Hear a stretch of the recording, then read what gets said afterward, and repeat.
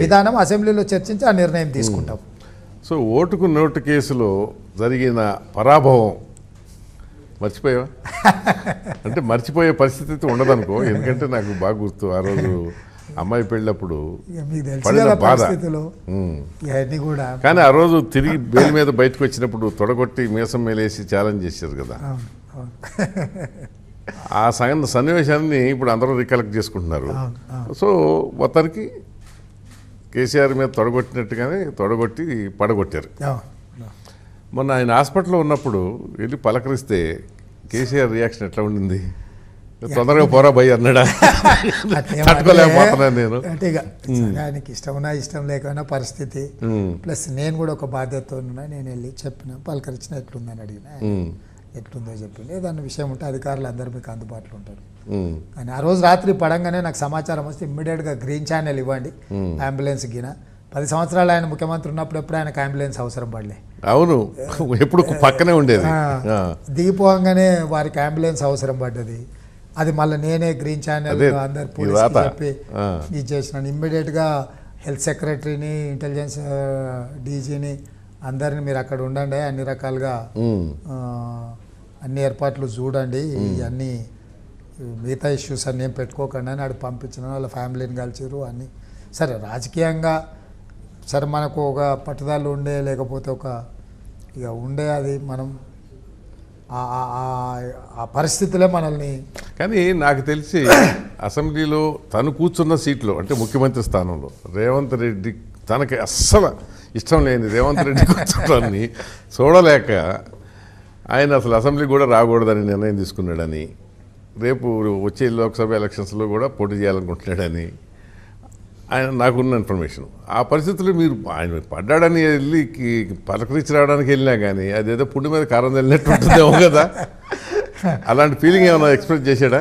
అట్లేం చెయ్యలే, మనసులో ఉండొచ్చు, ఉండకుంటే ఎందుకు ఉంటుంది. అంటే ఆయన చీదరించుకోనో, ఆయన ఏవగించుకోనో, లేకపోతే అన్ని రకాల అంచివేయాలనుకున్నా, అంటే తన అన్ని రకాల ప్రయత్నాలు మీకు తెలుసు, నాకు తెలుసు, ఇక్కడ చర్చించినా చర్చించకపోయినా. అవును, ఆ పరిస్థితుల నుంచి అయ్యి ఆ హోదాలో ఆయనకు కొంచెం బ్యాడ్ టైం అనుకున్న టైంలో మనం పోయి కలవడం అనేది, నేనైతే చాలా బ్యాలెన్స్డ్గా న్యూట్రల్గా ఉండడానికే ట్రై చేసిన.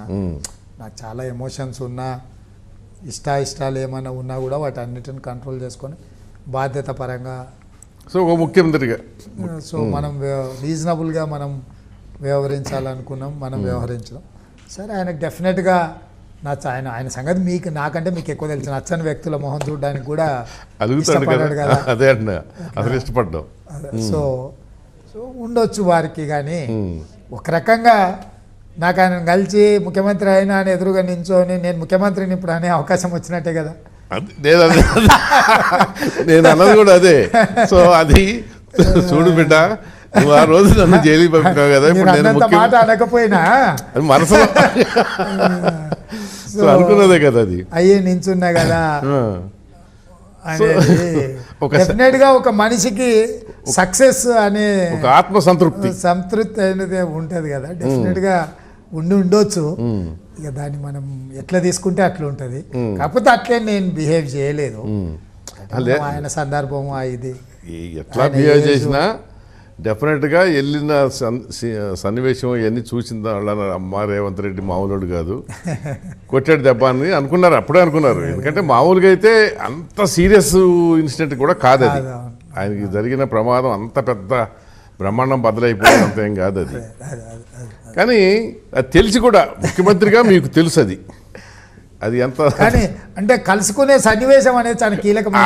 అది నేను సన్నివేశం ఏదో ఒక సందర్భంలో మీరు అన్నట్టు ఆయనకు అసెంబ్లీలో నన్ను చూడడం, అసెంబ్లీలోకి రావడమే ఇష్టం లేక ఆయన పార్లమెంట్కి పోయిండు అనుకో, మేము తారాసపడే సందర్భమే రాదు కదా. రాదు, అదే అంటున్నా, అయిపోయింది ఇప్పుడు తారాసపడే ఎదురుపడ్డాం కదా.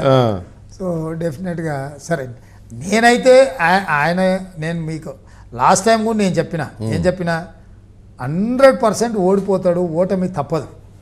కాబట్టి ఆయన ఈ ఎన్నికల బరిలో నుంచి తప్పుకొని వాళ్ళ పిల్లలు కొట్లాడుకుంటారు, నేను దూరంగా ఉన్నా అని చెప్తే ఆయనకి ఏదో రకంగా గౌరవం దక్కుద్దని మీ దగ్గరనే ఏ రోజైతే మళ్ళీ కూర్చుందామని నేను చెప్పిన.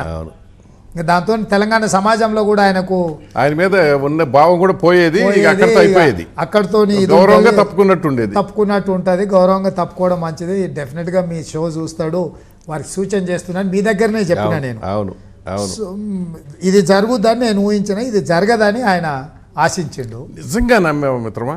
నేను సీరియస్గా నమ్మాను. పవర్లోకి వస్తా ఉంది లేదు, 100% నమ్మిన. 100% నమ్మిన.